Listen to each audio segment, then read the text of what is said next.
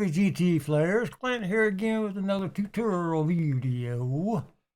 I do a little follow-up or chapter 2 or whatever you want to call it, sequel, to my calculating approach to shots video. And if you just happen to run across this one and you haven't seen my actual calculating approach shot video, I'll have that linked in the description box. You'll want to stop watching this video and go watch that one first. And you can come back to this video. Because if you miss the first video, you'll be totally lost on this video. It'd be like watching Rocky 2 without knowing who Creed or Butkus or Adrian is. So go and watch that video first and come back and finish this one up. But for everybody else, thought I'd wait a little bit before I made a second video on the approaching. Give y'all time to work with, the first video. Here I'm going to basically show you how to work on your differential, on your wind aim. Of course, once again, you want to go in practice mode. Good course, I'm on best of par 5's hole 1. Because Pebble Beach hole 2 is a great straight fairway and everything's straight in front of you from the tee box. So it'll be a good one to work on. Probably want to get, just like I've got here, I can't believe I got this on the very first try, straight side wind, right to left. And I'll tell you why in a minute, why you want to have it straight side wind, right to left. One reason is, on this hole, if I don't know it already, it leans or slants from the left to the right. So if you have a left to right wind, you need to give it a little bit more aim to make up for that slope going left to right. Right to left wind, you pretty much wouldn't worry about it. You just aim at what you normally would aim. And you want to try to get as close to, side wind as possible. This one's pretty close. It's almost a straight side wind. I call it 1%. Fight between, straight side wind to say, well, let me change that. 100% side wind. I'm talking about differential, not wind power. But you want to have somewhere between 95 to 100% straight side wind. As close as that possibly can.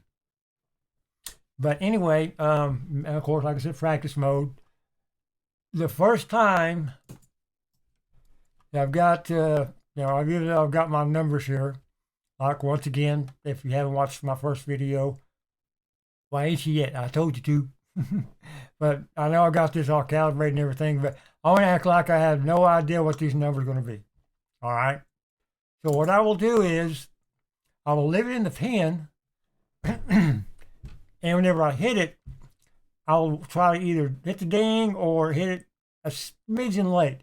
You don't want to hit it early. You don't want to hit it with the wind because that will just really screw your numbers up. So you want to try to get it as close to the ding as possible. If you can't ding it a little bit past, against the wind. Like this case would be a little late. So let me see here. I'll go ahead and put it in my, there we go. Okay, so it's 190, well, let me see here. 190 yards. 190, tooey, I can't talk today. 191 yards, 9 feet up. 15 mile an hour wind. I always use the middle number. It's a straight side wind, so I'll use, and it's going just a little bit below 9 o'clock, so I'll use headwind instead of tailwind. I'll show you that in a minute. And of course, that's the side wind, so I'll put 1 as percentage. Okay? So, 191 yards, 15 mile an hour wind, and since it's just a little bit below 9 o'clock, I'll put for a headwind. And of course, the side wind is 1%. And that was up 9. Yeah, up 9. Okay, so I need to hit it 195 yards, which is pretty much, that's my 4-iron full back, if it's working properly. So, leaving the pin, that's already on 4-iron, full back, And you want to have your top tracer going here in case you miss your distance here. So we just hit it. Try to get as close to the thing as possible. That's good, just a little late. Hope you landed in the bunker. Okay, it did. Okay, it carried 191, but only bounced about 3 yards, so it probably bounced forward. Now, why do you want to leave the pin, you ask? Well, you need to know how far that ball went. And from this right here, it tells you it went 12 yards. Okay? So you carry 12 yards on that there. So if, I can't remember what video this was on, but basically on the approach, just remember 12 yards. On the approach, you got your grid here. The whole big box is your grid. You got boxes inside the grid. Okay? One box is 3 yards. So if you go back one box, that's about the middle there. It's 3 yards. So if you go over a box, that's 3 yards. And a half a grid is 4.5 squares, or boxes or squares. Okay, so one square is 3 yards. So what that means is that went over 12 yards. Okay, well, what's 12 divided by 3? 4. So that means you should have been over 4 squares. Okay? And so we go to this, and okay, so this was totally wrong. 4 squares. See, that's saying almost 10 squares, so I need to go probably half of that. Let me see here. We go. Remember on this here, one second. To move this down, that needs to go up. To move this up, that needs to go down. So we need to go down. Go over here. Okay, we need to go down. So that needs to go up. Try 5.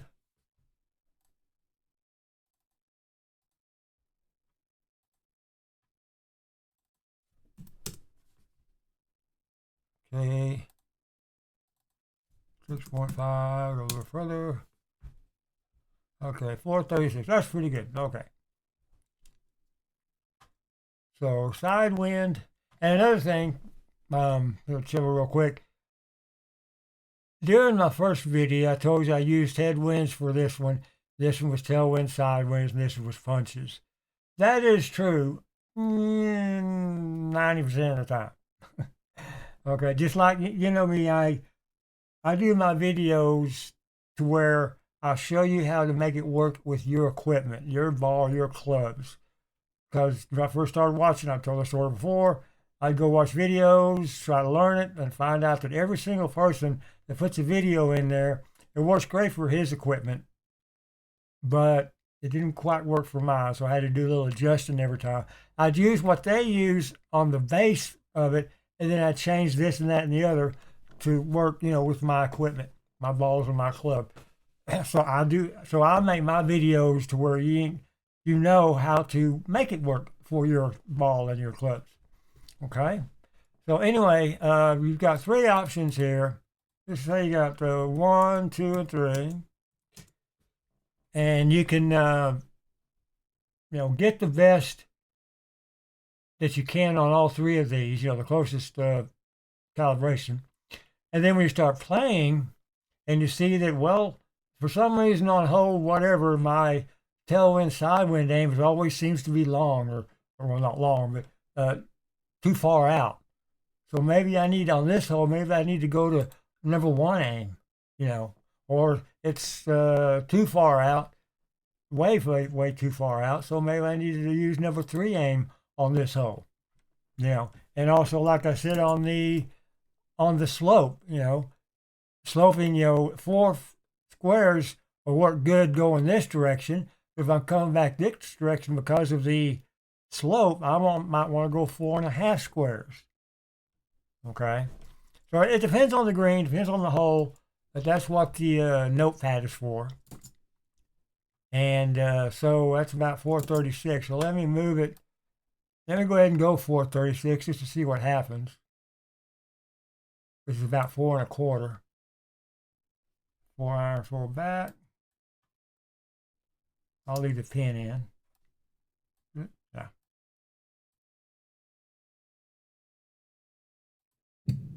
There we go.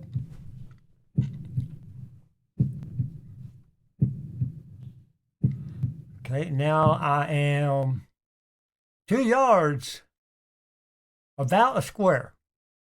Okay, I'm about 1 square away. Now, you're not going to be exact. Don't say, okay, I got to get exactly pinpoint right smack in the middle of the old bullseye. No, that ain't going to happen. That'll never hold.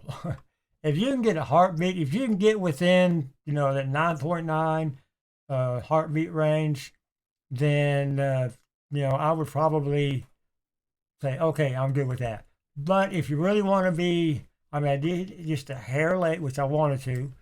If I want to be real perfect, then I would say, okay, I'm about still, not quite a square, maybe 3/4 of a square, which is pretty much, where I was at. I was 4 1/4 square. Okay. Anyway, I would move this probably, let's see here, 0.75, 6.75. That's 420. Let's see what 7 is. Okay. So if I would leave that at 7, because that's, 4.5, and I'll just move it 4 squares out. 4 iron, 4 back.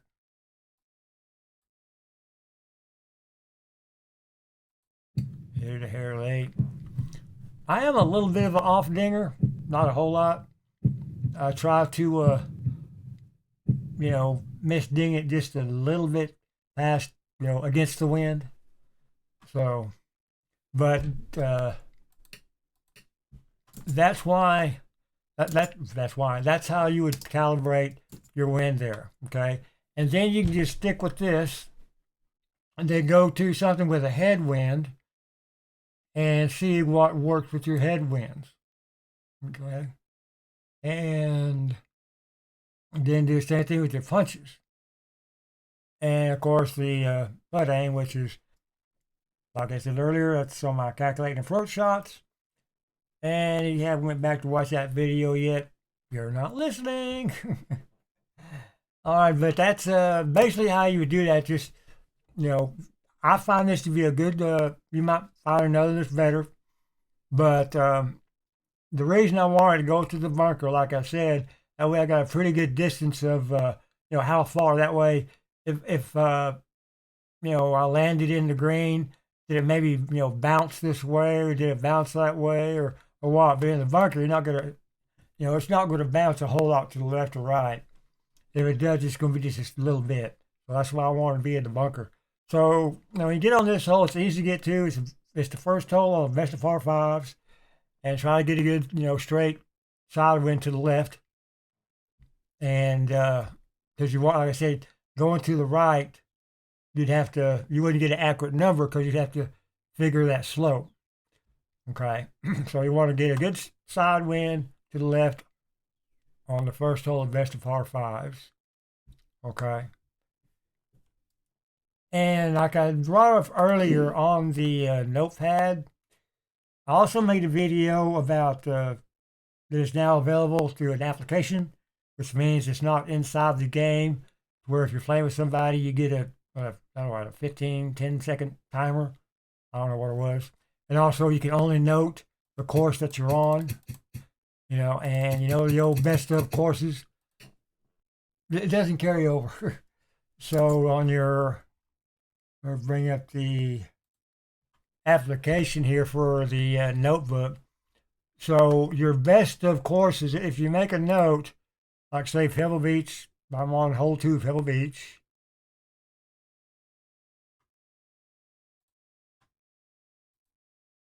Okay, hole 2, Pebble, I've got a note there. And Pebble Beach, or best of par 5s, hole 1, I don't.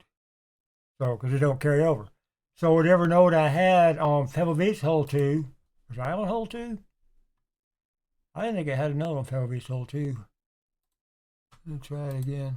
Well, hoo-hoo. Oh, I did. Well, it's been so long since I've used this. I got a whole different system I use for my notes. But if you put a note on, you're on treble beats hole 2, and you put a note, you know that you'll have to go to best of par 5s hole 1 and put that same note.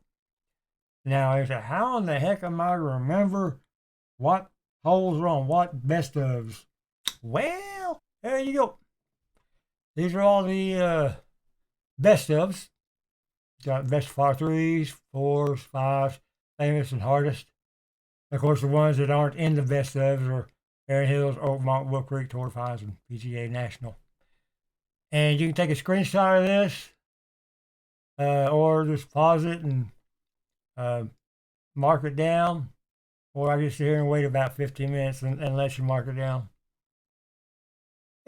Not. Because, like, for example, what is it? St. George. Yeah, St. George hole 4. That thing is on every frickin' course we play.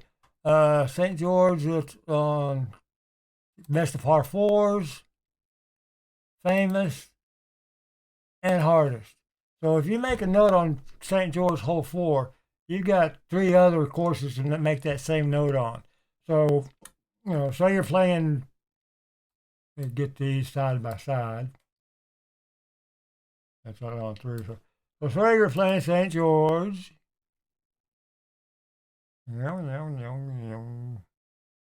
Stroke play. And you're on hole 4. Okay, you make a note. Green rose, take 2% off figure on tailwind and side wind.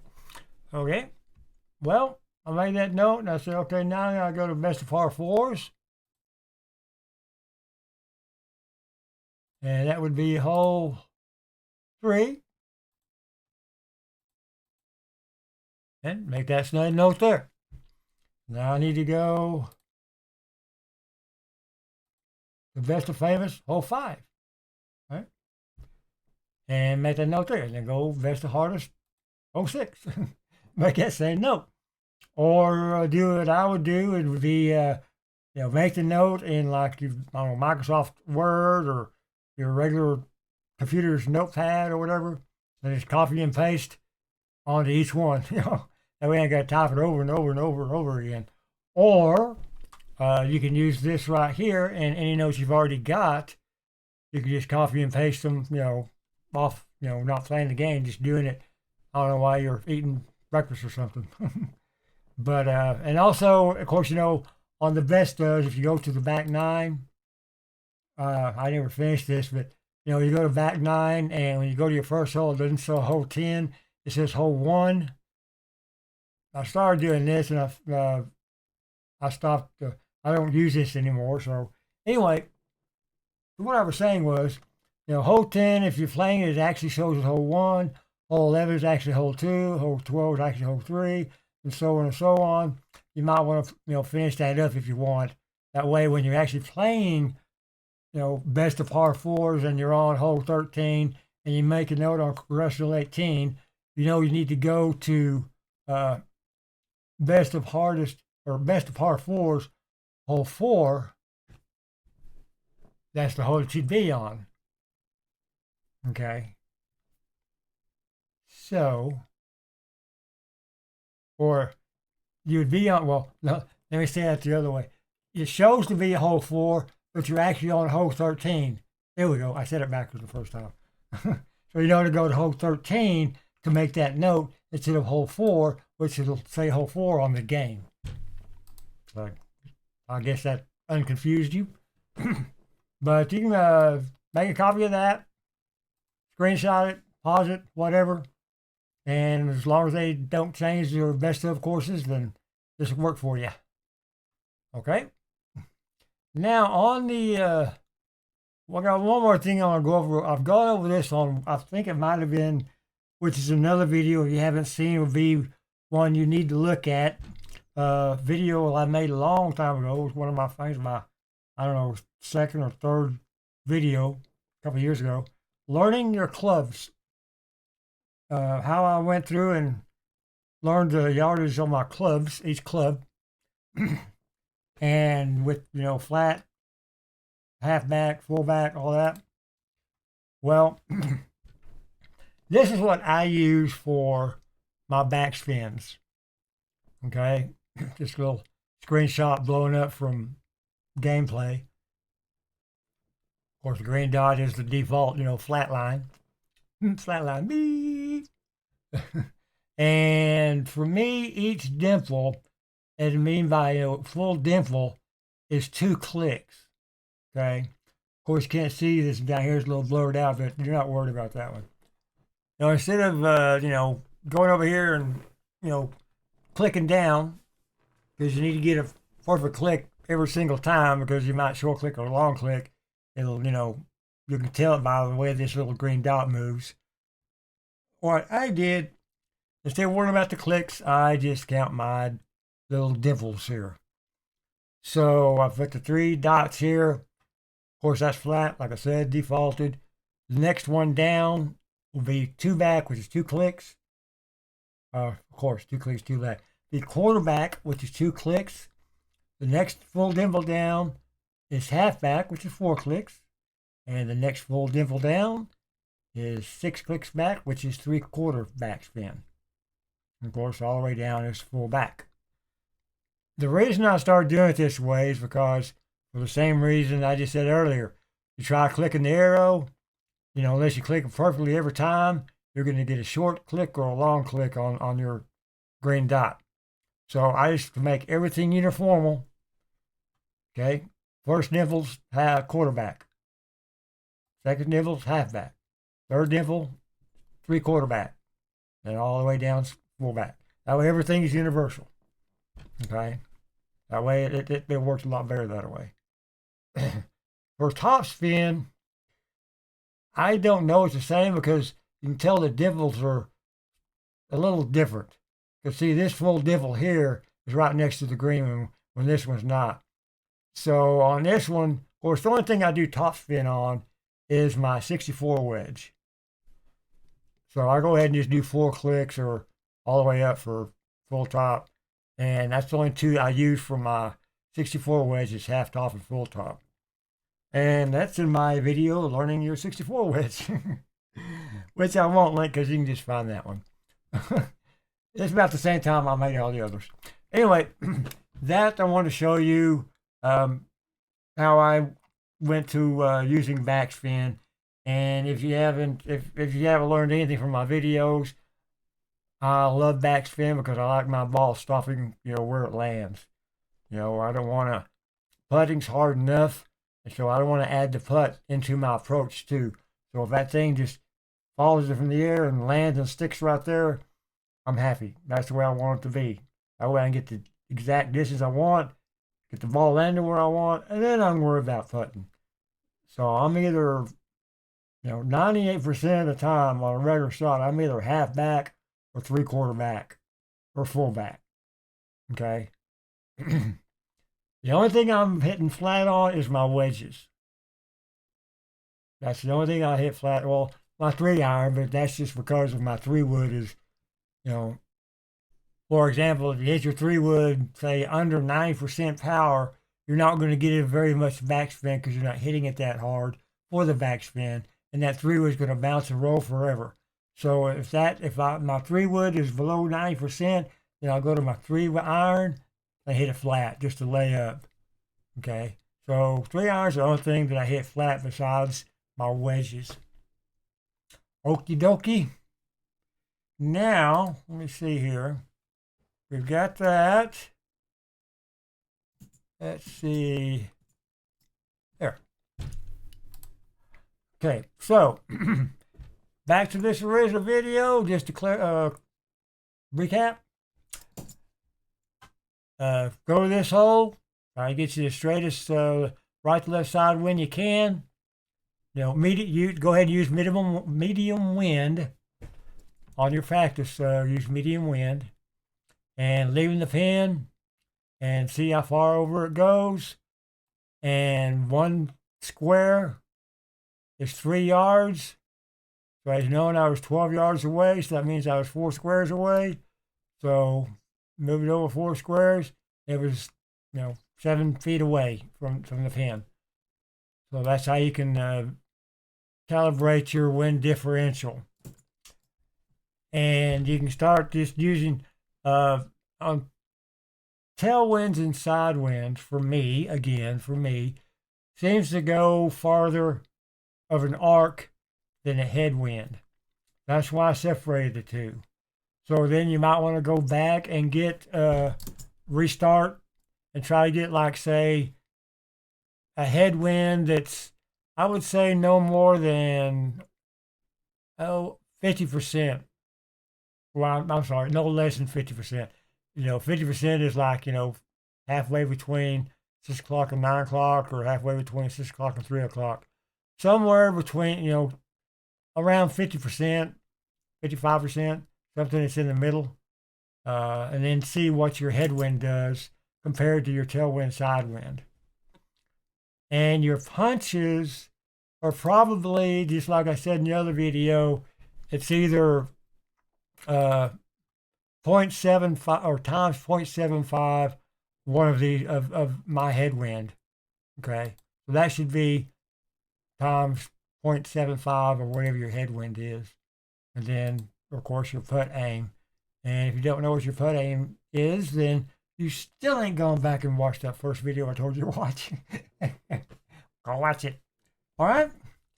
Okay, that's pretty much covers the figuring out your proper number for your wind differential for your wind aim. And like I said, also depends on the green, where it slopes.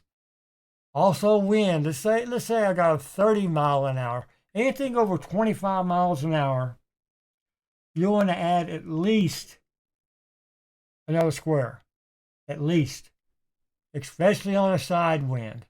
30 mile an hour, or 25 plus mile an hour winds, yeah, they're rough. But yeah, if it's anything over 25, you definitely want to start adding at least anywhere between a half to 1.5 squares. Okay. Side wind, I'll probably add at least a square, straight side wind.